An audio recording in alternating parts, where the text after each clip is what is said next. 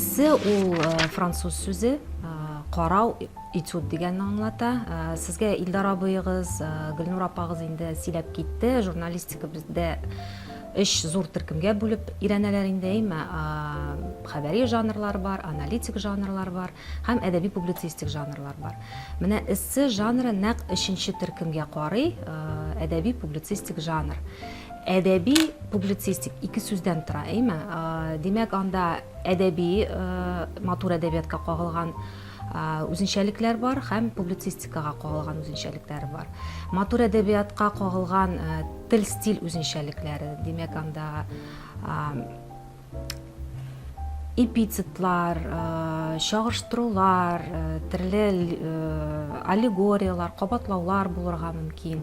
Публицистик чараларга килгәндә инде ул башка жанрдагы кебек үк, аналитикадагы кебек үк, хәбәри жанрдагы кебек үк, фактлар, реаль кешеләр, детальләр, атамалар һәм башкалар.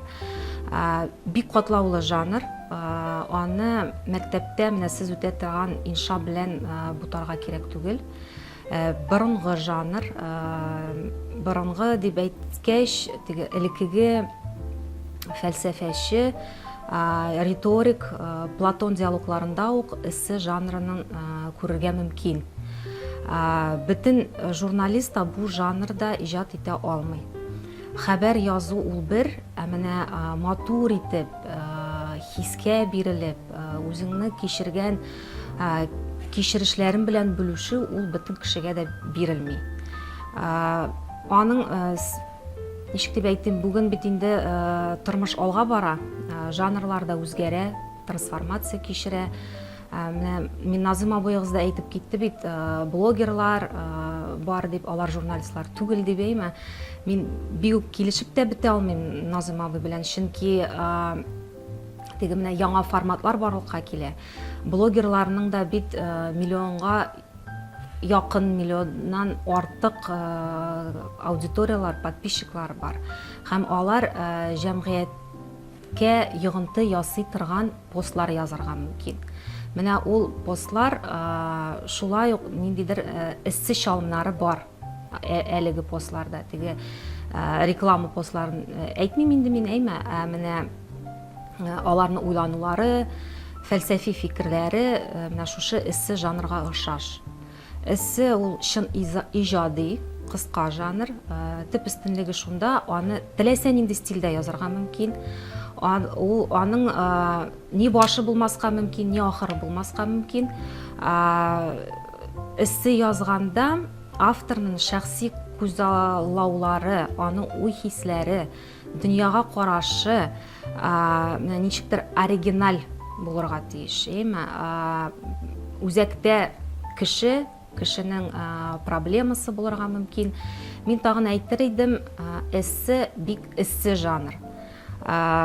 Теге тавтология булса да, менә элекеге заманда Фәүзия Байрамова шундый кыю, көчле һәм куркмый торган шәхесләр, Марсель Галиев, Айдар Хәлим кебек, мәсәлән, алар менә шул эссе язганнар, язып калдырганнар безгә.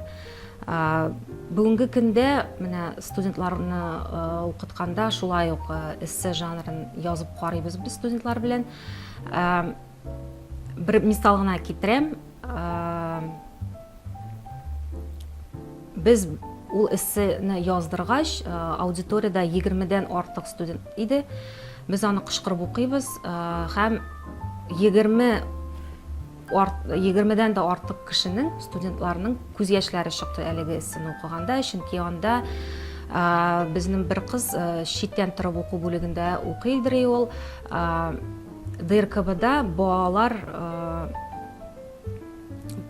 теге, ничек дип әйтим инде, ятим балалар палатасы бар иде инде. Анда вакытлыча гына балалар ята бит инде, аларны дом малютка җибәрәләр. Менә ул шул кадәр үзе кичерде, менә анда күргән әйберләрне ул анда эшлидер. Чагыштырып, теге кояш нурлары ничек ул баланың күзендә чагыла, ничек алар тып-тын яталар. Менә хәзер дә сөйлим, теге шул текст әле дә күңелдә тора минем. Менә шулай итеп яза белү ул бөтен кешегә дә бирелми, кызганыч.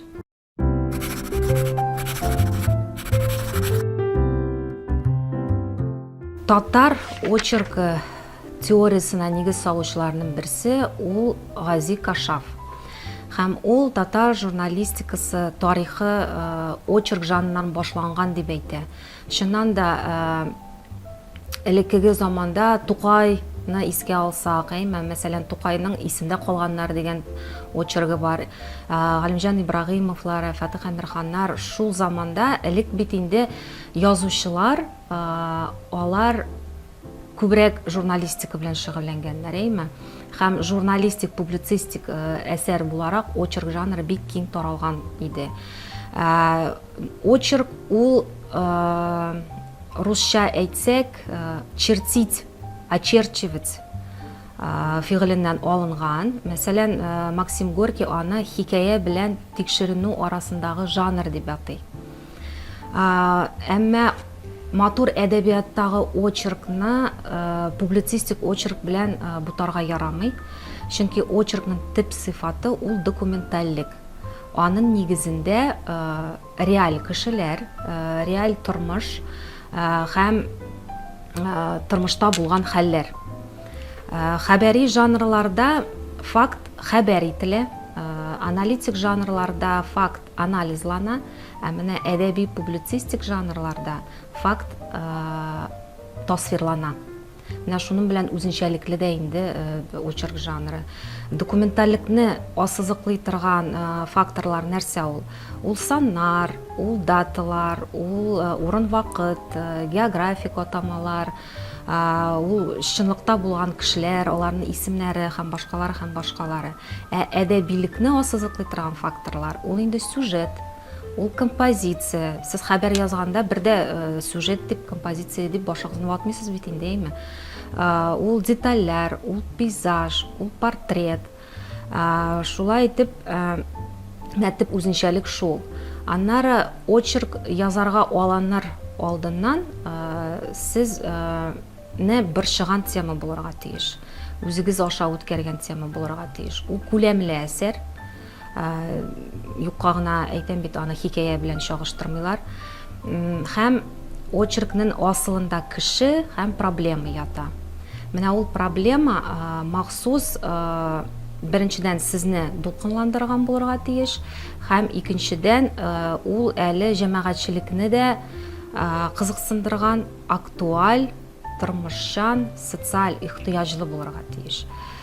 Теге кабат шәйнәлгән, көн сайын куелып стандартлашкан тема ул очеркка бармый.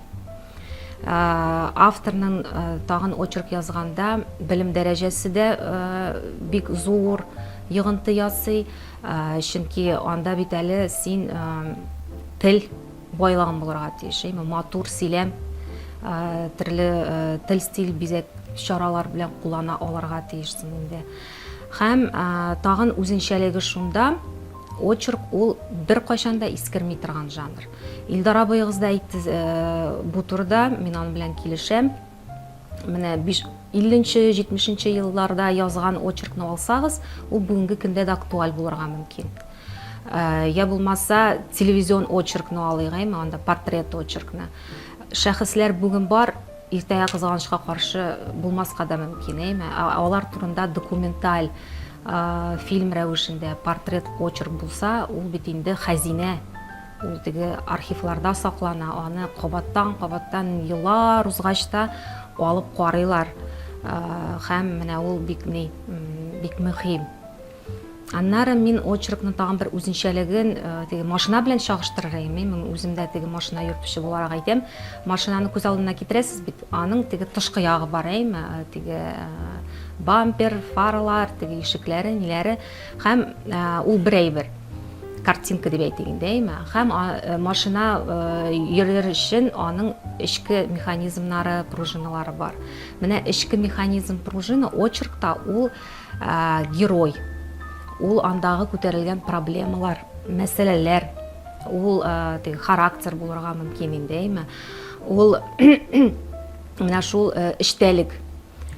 Тышкы механизм менә шул фаралар я булмаса эмблема теге сез яраткан машинаның дейме, ул инде без менә матурлатабыз, әгәр әсәр җиңел укылырга тиеш.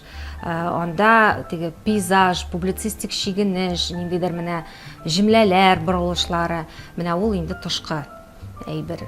Димәк, теге йомгаклап әйткәндә, беренчедән кабатлап әйтәм, ул документальлек, чынбарлыкны тасвирлау, гомумиләштерү очеркта бик көчле инде. Икенчедән, тел, стиль чаралары белән сәнгатьчә бәйләнеп эшләргә кирәк, язарга кирәк. Һәм иң мөһиме үзәктә кеше, характер.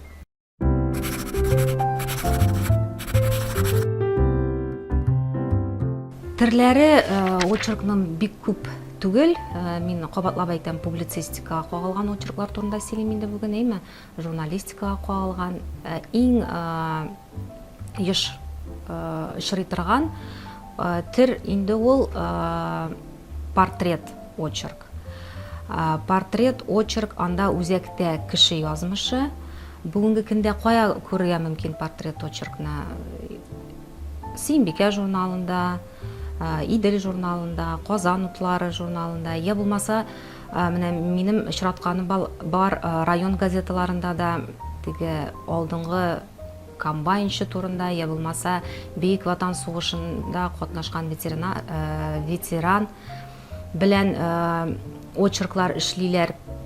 Портрет очерк ул күренекле язучы, артист, атаклы бизнесмен булсын, ул алдынгы эшче, теге иҗади эшләүче укытучы булсын, менә алар язмада җәмгыять өчен мөһим булган хәл вакыйгаларны менә шушы эшләре белән, эчке кичерешләре белән, конфликтлы бәрелешләре аша ачып биреләләр алар портрет очеркта. Икенче төр ул юл язма. Аны сәяхәтнамә дип тә элегрәк әйтә иделәр. Әлеге төр очерклар бүгенге көндә әйтәм бит трансформация кичерә жанрлар дип.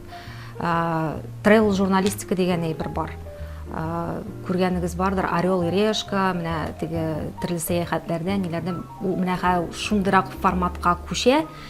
Язма басма матбугатта минем соңгы тапкыр күрдем Ялкын журналында, анда бер егет автостоп белән чит илгә киткәндә, шундый үзенең кичерешләрен, анда сәяхәт иткәндә күргән кешеләр белән аралашып, төрле кызыклы хәлләргә дучар булды инде, менә шул әйберне тасвирлап, күрсәтеп бирде. Менә ул инде юл язма була. Өченче төр ул проблемалы очерк. Менә бу иң катлаулы очерк. Кызганыч, проблемалы очерклар бүгенге көндә бик сирәк матбугатта. Әмма алар бар, бөтенләй юк дип әйтеп булмый.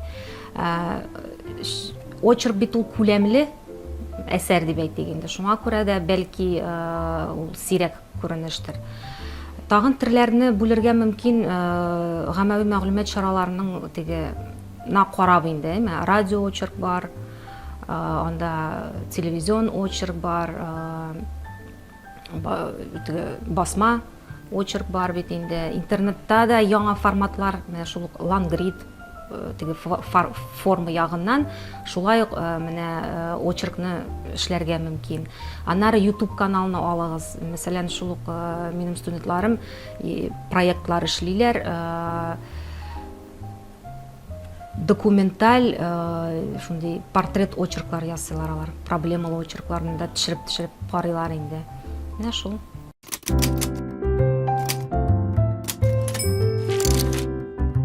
Бар. Нишләп булмасын? Минем ул хыял бәлки берничә елдан тормышка ашыр дип уйлыйм. Минем диңгез буенда үз йортым белән яшисе килә. Аныклар үстерермен дип өметләнәм инде алга таба. Менә алар бит мин үзем кичкенә вакытта каникулга әби янына кайтадыр идем, авылга. Менә мин әби булгач, Алла бирса, Ыныкларым үзем янына диңгез буена килсеннәр, шунда каникулларны үткәрсеннәр дип хыялланым.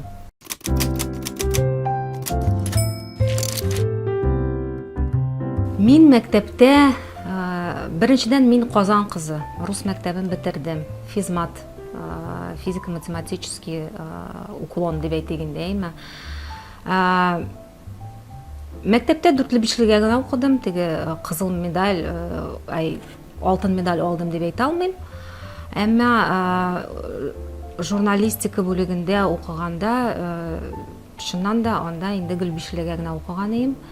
Фәнни эшләрегез күп дигәч күп, шуннан да монографиялар да күп, фәнни мәкаләләр дә күп. Менә без ел сайын укытучылар теге хисап тотабыз бит инде. 2009 елдан алып, бүгенге көнгә кадәр 70-тән артык фәнни мәкаләләр бар, монографиялар, китаплар. Менә мин күчтәнәч буларак әле менә яңа ел алдында гына чыккан «Жанр современной журналистики» дигән китап тап килдем сезгә. Монда без коллегалар белән берлектә эшләдек аны. Кызык булыр дип уйлыйм инде сезгә. Теория күбрәк инде анда, әмма барыбер файдалы булыр дип уйлыйм.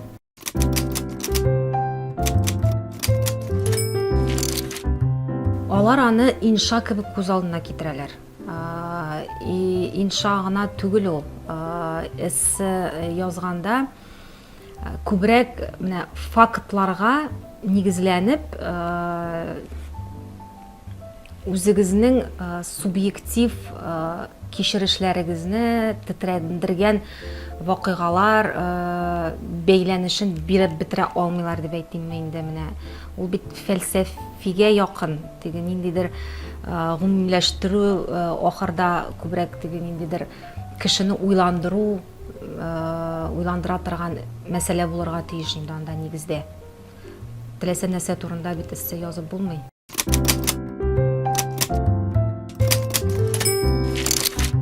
Журналист булу теләге бәлки 8-нче классларда укыганда барлыкка килде. Мин анда татар теле һәм әдәбият укытучысына инша язган идем, әни турында.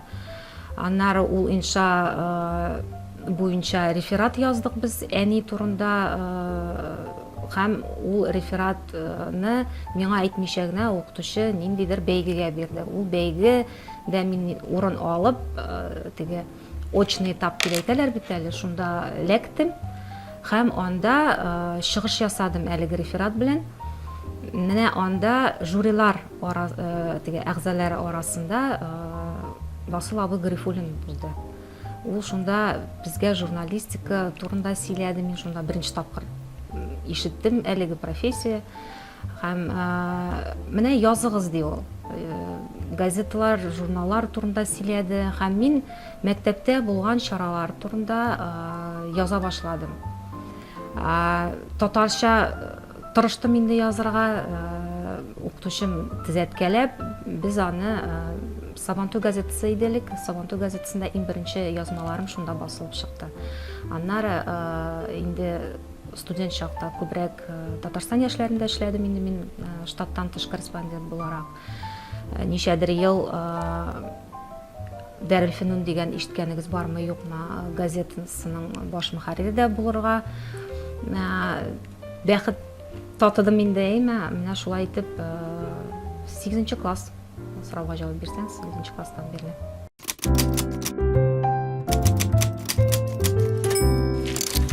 Журналист буларак мин университетта куратор да бит әле. Миңа быел беренче курсларны тапшырдылар. Без алар белән Универ ТВда татар телендә тапшыру төшерә башладык. Яшьләр лайф дип атала ул. Универ ТВны бәлки ишеткәнегез бардыр. Ул студентлар телевидениесе, кабельный телевидениедә ул бар, районнарда да тота ул. Ул 24 сәгать буе эфирга чыга һәм аның 10 елдан артык инде аның Универ ТВ, әмма бер тапкыр да татар телендә бернинди тапшыру анда чыкмый иде. Біз быйыл директор белән аралашып, киңәшеп, медиа проектирование дәресләре кысаларында ул безгә 2 атнага бер эфир сәгате бүлеп бирде һәм без менә шунда кызларым белән, минем төркемдә кызлар гына, татарча матур тапшырулар төшерә башладык. Менә шул әйберне алга таба үстерергә иде, күчәйтергә иде, аналитиканы кертергә иде, әдәби публицистикага кагылган бәлки менә шул портрет, очерклар кертергә иде. Безнең анда күбрәк информацион бара инде. Менә шул.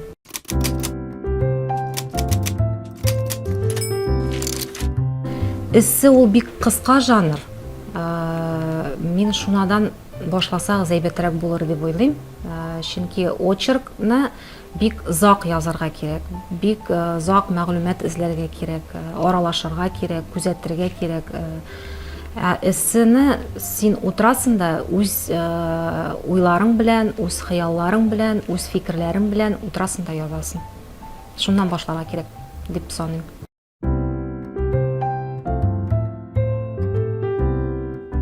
Менә икенче курста укыганда мин бик теге кыю әйберләр турында язарга теләдем. Һәм икенче курста укыганда мине судка биргәннәре үземнең басылып чыккан материал буенча. Менә ул шундый бер ни булып калды. Теге мәктәп. Мин анда бик нык борчылдым, әти-әниләрем дә борчылды, әмма Аллага шөкер барсы да әйбәт, сезнең алдыгызда утырам. Тикшереп бетермәгән әйберләр турында язарга ярамый. Менә шул ашыгып, кеше әйткән сүзенә генә ышанып ярамый. Объектив булырга тырышырга кирәк. Һәм теге якны да, бу якны да бөтенесен үлчәп, шамалап язарга кирәк.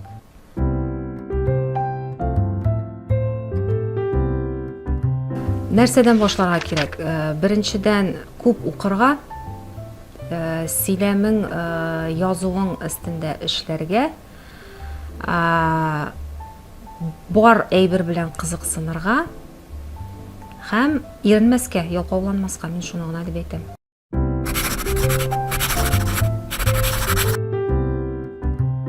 Якын кешегез турында портрет, очерк язып карагыз әле. Якын кешегез ул әти-әнигез дә булырга мөмкин, якын дустыгыз да булырга мөмкин, укытучыгыз да булырга мөмкин. Менә аны сайлап алып, әлеге шәхес белән безне таныштырыгыз, яме?